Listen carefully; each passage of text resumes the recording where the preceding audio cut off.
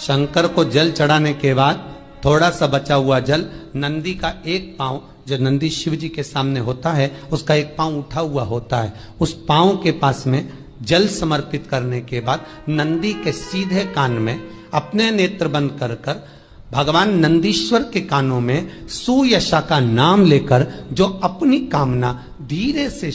नंदी के कान में कहकर आ जाता है, 3 से 3.5 महीने में उसकी कामना पूर्ण। श्री शिवाय नमस्तु। महाराज, दुनिया के लोग नहीं समझते कि शंकर पर जल चढ़ाने का क्या लाभ है। शिव महापुराण कहती है, अगर एक दिन शिव महापुराण की कथा कहती है, मंगलवार को अगर शिव जी के मंदिर में, शंकर के मंदिर में जाकर 1 लोटा पानी चढ़ाया जाता है तो हमारे कार्य में उन्नति होती है। कोई व्यापार नहीं चलता हो, दिक्कत आ रही हो, तो हनुमान जी के दूसरे नंबर का भाई गतिमान का स्मरण करो। हनुमान जी के उल्टे पांव का सिंदूर लाकर गतिमान का नाम लेकर स्वस्तिक बना दिया जाए व्यापार वाली जगह पर, तो व्यापार अच्छा चलने लगता है। महाराज, कोई व्यक्ति पैसा खा गया, नहीं दे रहा, बहुत परेशान हो गए, मांग मांग कर दे गए, नहीं दे रहा, हाथ जोड़ लिए, पांव जोड़ लिए, सब कुछ कर लिया, नहीं दे रहा, तो हनुमान जी के तीसरे नंबर का भाई रतिमान, रतिमान, गतिमान रतिमान, रतिमान का नाम लीजिए। पीपल के पत्ते पर लाल सिंदूर से जो व्यक्ति पैसा लेकर गया उसका नाम लेकर बहते हुए पानी में अपनी कामना कर रतिमान का नाम लेकर छोड़ दीजिए। 15 दिन में रतिमान ऐसी उतावली मचाता है कि उसको हाथ जोड़कर वो खुद फोन लगाकर बोलता, भैया तेरा मैं पैसा लुटा दूंगा। रतिमान का स्मरण किया जाता है। रतिमान, ध्यान दीजिएगा, पंचमुखी हनुमान का एक स्मरण, पंचमुखी हनुमान का एक भाव। महाराज, जैसे बहुत ज्यादा तकलीफ अगर व्यक्ति को हो गई है, बहुत कष्टमय जीवन चल रहा है, हार गए हर जगह से और तकलीफमय जीवन चल रहा है, तो पंचमुखी हनुमान का एक शिव महापुराण का और स्कंद पुराण का एक बड़ा सुंदर मंत्र है। उस मंत्र को आप सब एक बार हमारे साथ में बोलें। ओम नमो हनुमते रुद्र अवताराय सर्व शत्रु संहारणाय सर्व रोग हराय सर्व वशीकरणाय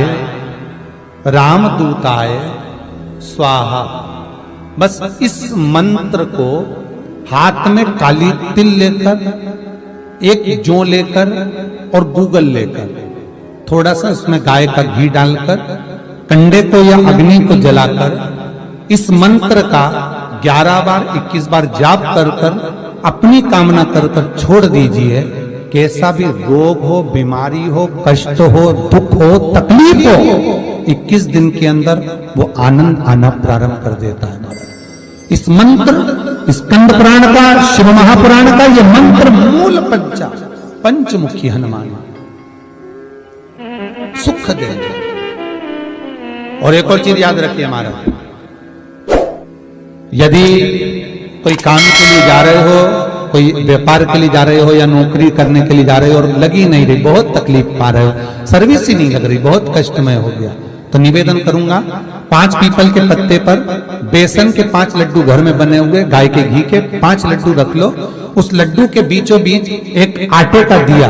और उसमें तिल्ली का तेल डालकर इसी मंत्र का प्रयोग कर कर पंचमुखी हनुमान का किसी भी हनुमान के मंदिर में जाकर, दक्षिण मुखी हनुमान के मंदिर में जाकर उसको रख कर आ जाइए। इसके बाद आप उस काम के लिए जाइए, आपका काम सफल हो जाएगा। आपको किसी को नहीं करना पड़ेगा, तो हाथ जोड़ना नहीं पड़ेगा,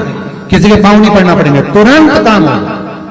बस इस मंत्र का स्मरण कर कर पंचमुखी हनुमान का भूतेश्वर जो मंत्र है वो सुख देने वाला। विवाह शादी में देरी हो रही हो, या कोई नया कार्य चालू कर रहे हो उसमें देरी हो रही हो, या कोई सर्विस के लिए, नौकरी के लिए जा रहे हो और वो कार्य नहीं हो रहा हो, तो एक धतूरा, केवल एक धतूरा, उस धतूरे को फोड़कर उसके अंदर का फल निकालकर उस फल को शिवलिंग पर चढ़ाकर 1 लोटा जल शंकर भगवान को समर्पित कर कर। दिन होना चाहिए मंगलवार। कौन सा दिन होना चाहिए? जम के बोलो जरा, मंगलवार। समर्पित करो। उसके बाद में आप विवाह के लिए अगर समर्पित करे हैं तो विवाह में देरी नहीं होगी। व्यवसाय और व्यापार के लिए या नौकरी के लिए समर्पित करे हैं तो उसमें देरी नहीं होगी। जितने आस्था चैनल पर कथा सुन रहे हो, जितने फेसबुक और यूट्यूब पर सुन रहे हो, बहुत सावधानी से सुनना, बहुत ध्यान दीजिएगा। महाराज एक कथा बड़ी सुंदर है कि आप चाहते हैं कि कोई रोग हमको ना घेरे, आप चाहते हैं कि कोई रोग हमको ना घेरे, और आपको लग रहा है कि कोई रोग ऐसा है जो घेर रहा है, या कोई शरीर में ऐसा रोग उत्पन्न होने वाला है, या कोई बीमारी ऐसी उत्पन्न होने वाली, तो उसके लिए सबसे सुंदर तरीका कि शंकर जी पर अलोनी जो गोबरी होती है, गोबरी जानते हो, कंडा,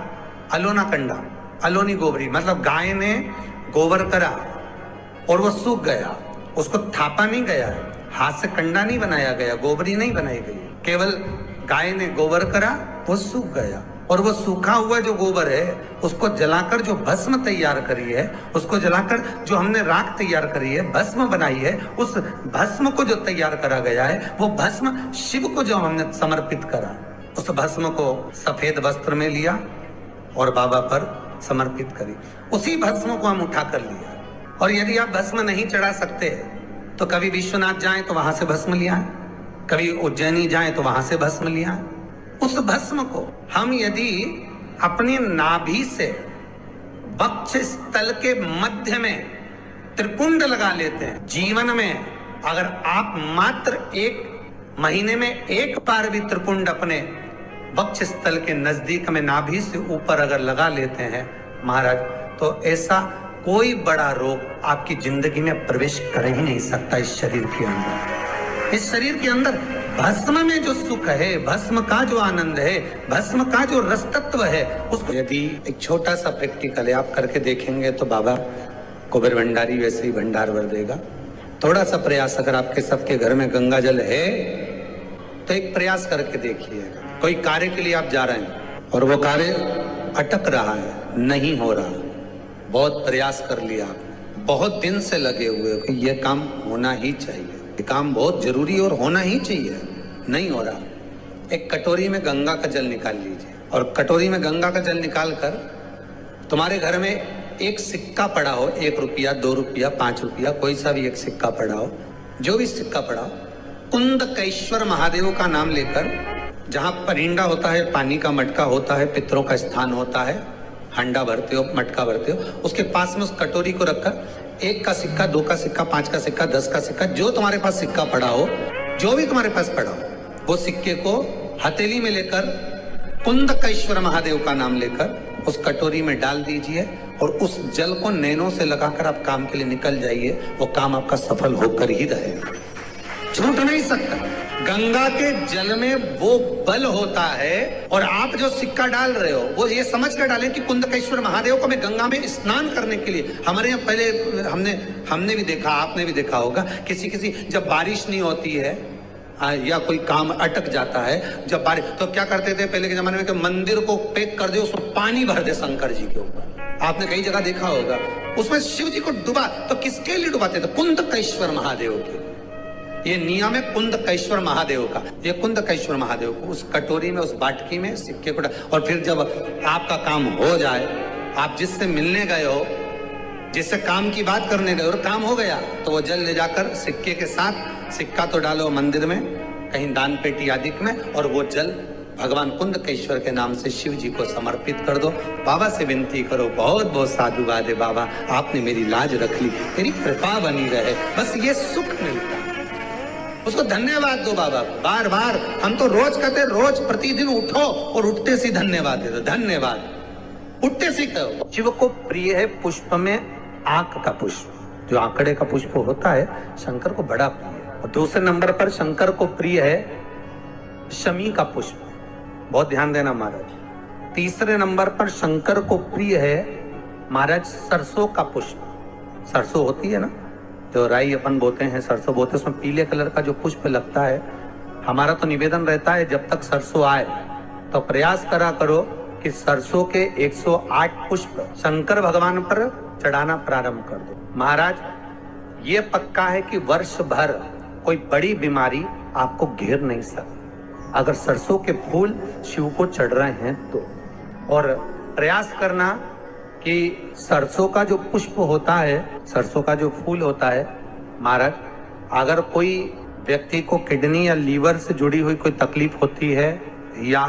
किसी व्यक्ति का एक्सीडेंट हो गया होता है और उसका कोई अंग रह गया हो, कोई शरीर का कोई भाग रह गया और वो काम नहीं कर रहा हो, जैसे किसी के पांव रह जाते हैं एक्सीडेंट के बाद, किसी का हाथ रह जाता है या कोई अंग काम नहीं कर रहा हो, वहां ब्लड पहुंच नहीं रहा हो, वो जगह एकदम सुन्न हो गई हो, खाली पड़ गई हो, तो उसके लिए शिव महापुराण की कथा कहती है कि सरसों के पुष्प 11 शंकर जी के राइट भाग में, जहां शिव जी के गण दरवाजे के द्वारपाल मणिभद्र जिस जगह पर निवास करते हैं, कौन निवास करते हैं? मणिभद्र। शंकर जी के दरवाजे के द्वारपाल हैं मणिभद्र जी, तो मणिभद्र दरवाजे के द्वारपाल में राइट भाग में मणिभद्र जी विराजते हैं। मतलब राइट भाग कौन सा हुआ? जब आप मंदिर से बाहर निकलेंगे तो राइट भाग, मंदिर में प्रवेश करेंगे जब राइट नहीं होना चाहिए, आप मंदिर से जब जाएं तो राइट भाग, मतलब आप मंदिर से राइट से जाएंगे तो शंकर जी का भी राइट हो जाएगा, क्योंकि शिव जी ऐसे बैठे हैं तो शंकर जी का भी राइट हो गया, देवता उनका भी राइट हो गया, तो राइट भाग सीधा हाथ मणिभद्र जी का स्थान। 11 सरसों के पुष्प मणिभद्र के उस द्वार पर आप रख दीजिए और मणिभद्र के द्वार पर रखकर अंदर जाकर 108 वापिस जब आप बाहर निकल रहे हैं, ये पुष्प आप रखने के बाद एक बार बाहर जाएंगे, फिर वापिस आएंगे मणिभद्र रखने के बाद, और अंदर जाकर 108 सरसों के पुष्प शंकर को समर्पित करेंगे महाराज। उस सरसों के पुष्प जो शिव जी को आप समर्पित कर रहे हैं उसको वापिस लेकर आएंगे, श्री शिवाय नमस्तुभ्यम बोलकर उस सरसों के पुष्प को महाराज सरसों के तेल की बोतल में उसको डाल लीजिए, शंकर भगवान को शाम के समय प्रदोष काल में उस तेल को वापस ले जाकर चढ़ा दीजिए शिव जी को, उसको वापस लेकर आ जाइए। उस तेल का प्रयोग आप